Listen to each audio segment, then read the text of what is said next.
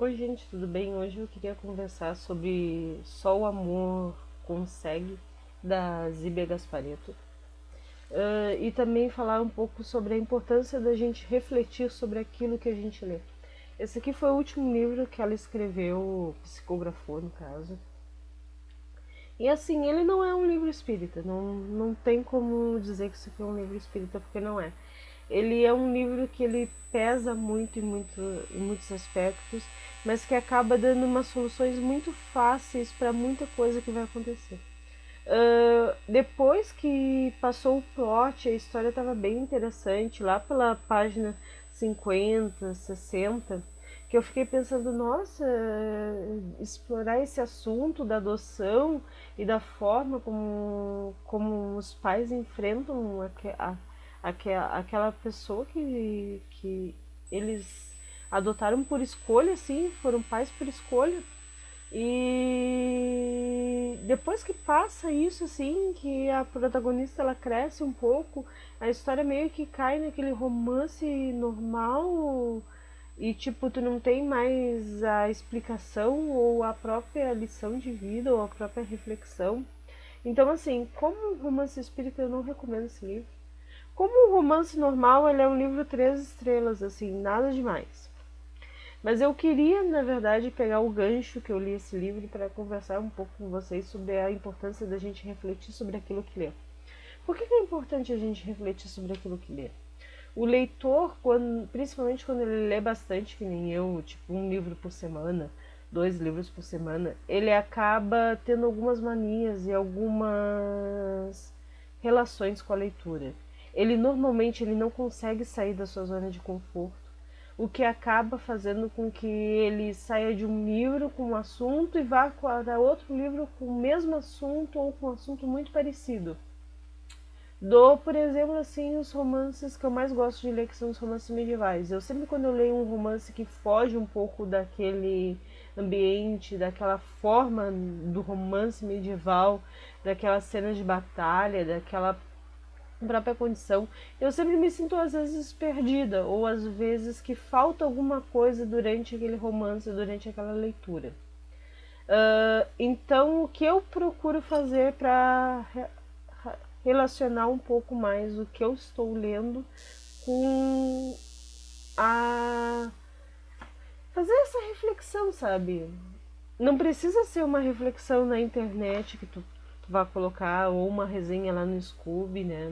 Ou no Instagram, ou qualquer rede social que tu faça, mas uma própria reflexão consigo mesmo. Eu escrevo nos meus livros a lápis, eu não sei se dá pra ver, destacando partes que eu quero refletir a respeito daquilo. Eu uso post-its e às vezes eu escrevo nesses post-its.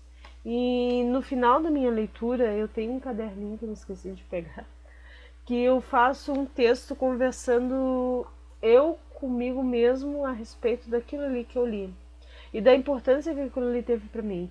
Normalmente nesse texto eu até falo se eu vou conservar aquele livro ou se eu vou descartar ele, dar ele, vender ele, trocar ele. Eu também, nesse texto, acabo fazendo algumas reflexões ou destacando alguns pontos que eu quero refletir com o passar do tempo a respeito disso.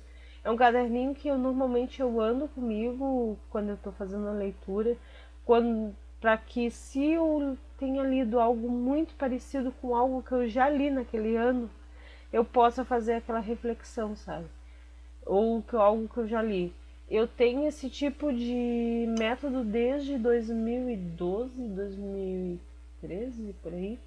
Eu tô no meu segundo caderno, antes eu tinha um caderno grande, estilo universitário, né?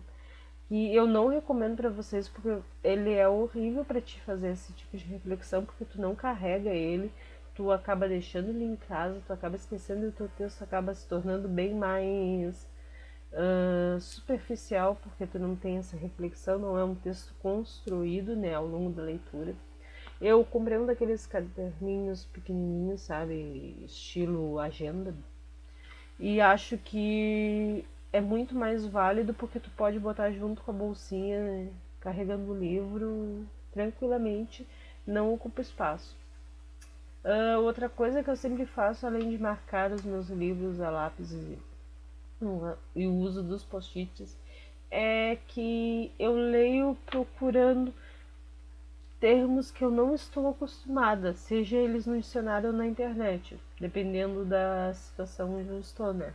Se eu tô lendo na rua, provavelmente é na internet, né? Mas se eu tô lendo dentro de casa, assim, principalmente a hora que eu mais gosto de ler, que é aquele período entre pós-janta e dormir, sabe? O período de descanso, como a gente diz, né? Eu procuro no dicionário para não ter aquela coisa de vou procurar na internet, vou linkar aquilo ali com outras coisas e acabo me perdendo durante a leitura, né? Esse método também é válido se tu quer criar o hábito de ler e tu não tem esse hábito de ler. Porque o tempo de tela ele te tira muito esse hábito de ler. Tanto é que uma das razões de eu largar a mão assim, largar o telefone longe é para ter mais tempo de leitura. Não só das leituras de hobby, mas com as leituras da faculdade mesmo, para não deixar nada acumular. E é isso, eu queria fazer essa reflexão sim com vocês. Queria saber a opinião de vocês a respeito disso. Se já leram esse livro, se não leram, a opinião de vocês a respeito da reflexão leitor-livro. Um beijo grande, até o próximo vídeo e boa leitura!